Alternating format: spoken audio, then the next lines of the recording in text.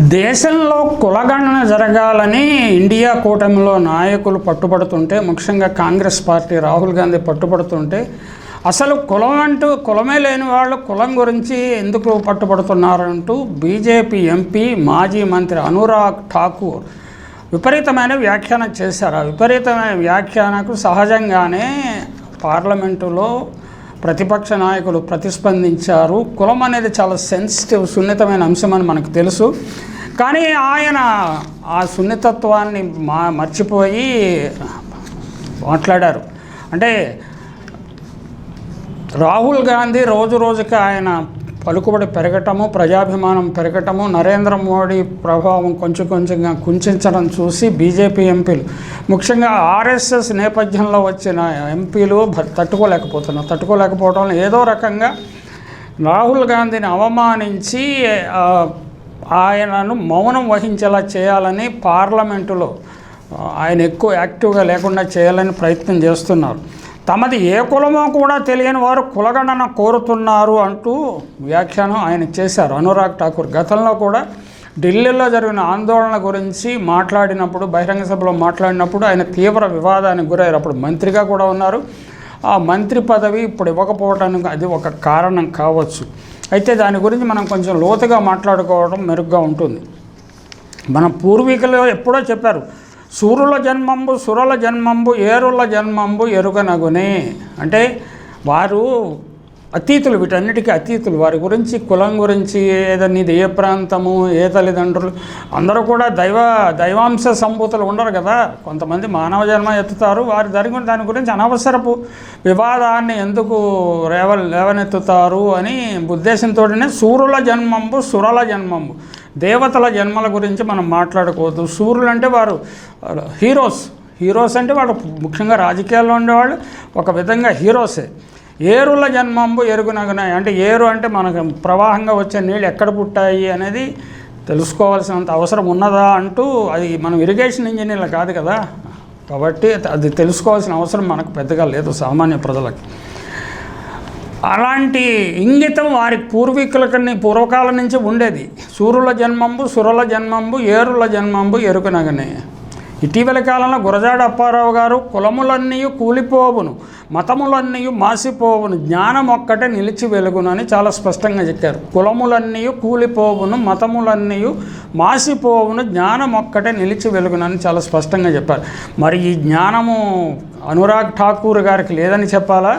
ఆయన మహాభారతం నుంచి చక్రవ్యూహం గురించి, పద్మవ్యూహం గురించి, చక్రవ్యూహమే పద్మవ్యూహము, ఇప్పుడు బీజేపీ అదే వ్యూహాన్ని ప్రత్యర్థుల మీద ప్రయోగిస్తుందని చెప్పడాన్ని అనురాగ్ ఠాకూర్ భరించలేక, ఆయన మహాభారతం ప్రస్తావన చేయటాన్ని భరించలేక ఈ తీవ్రమైన విమర్శలకు తెరతీశారు.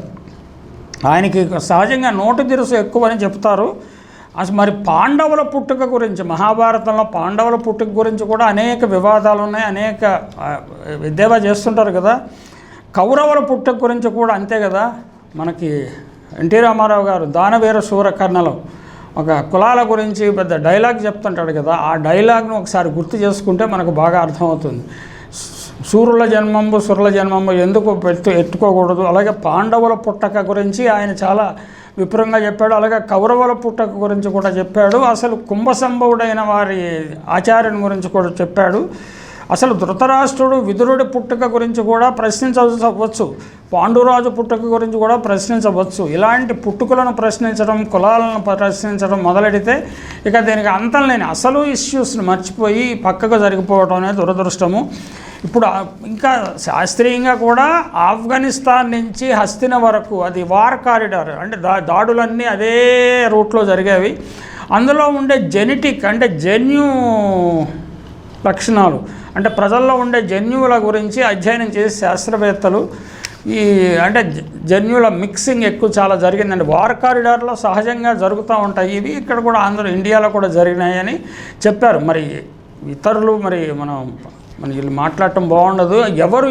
ఎవరికి పుట్టారు, ఎవరు ఏ జన్యువులు ఉన్నాయి అనేది అధ్యయనం చేస్తే చాలా సరికొత్త విషయాలు, చాలా ఆశ్చర్యం కలిగించే విషయాలు మనకు తెలియవచ్చు. ఈ వార్ కారిడార్లో జన్యువుల గురించి పుస్తకాలు కూడా వచ్చాయండి. ఆ పుస్తకం పేరు నాకు ఇప్పుడు ప్రస్తుతం గుర్తు రావట్లేదు. ఖచ్చితంగా పుస్తకాలు వచ్చాయి జీన్స్ గురించి. ఇలా పరిస్థితి వాస్తవాలు ఎలా ఉంటే నెహ్రూ పుట్టుక గురించి అంటే ఆర్ఎస్ఎస్ యూనివర్సిటీ అందామా వాట్సాప్ యూనివర్సిటీ అందామా ఏ యూనివర్సిటీలైనా విపరీతమైన దుష్ప్రచారం చేస్తుంటారు. అలాగే గాంధీ పుట్టుక గురించి కూడా ప్రశ్నించే వాళ్ళు ఉన్నారు. ఇక ఆర్ఎస్ఎస్ యూనివర్సిటీలో చదువుకున్న అనురాగ్ ఠాకూర్ ఇలా మాట్లాడటానికి మనం ఆశ్చర్యపోని అవసరం లేదు. గాంధీ పుట్టుక గురించి ప్రశ్నించేవారు జాతిపిత పుట్టుక గురించే మనం ప్రశ్నించాల్సి వస్తే ఎవరి పుట్టుక గురించి ప్రశ్నించకూడదు, ఎవరి కులం గురించి ప్రశ్నించకూడదు. ఆయన గాంధీజీ మీద జాతిపిత అన్న గౌరవం లేకుండా మన అమిత్ షా గారు ఆయన చతుర్ బనియా అని కూడా వ్యాఖ్యానించిన విషయం కొంతమందికైనా గుర్తుండే ఉంటుంది. కొన్ని విషయాలు వదిలేయటం మంచిది, కొన్ని విషయాలు అనవసర జోక్యము అనవసరంగా అంటే గిలక్కుని తన్నించుకోవడం అంటారు దీన్ని. అలా చేయటం అనురాగ్ ఠాకూర్కి కానీ బీజేపీకి కానీ ఆర్ఎస్ఎస్కి కానీ మంచిది కాదు.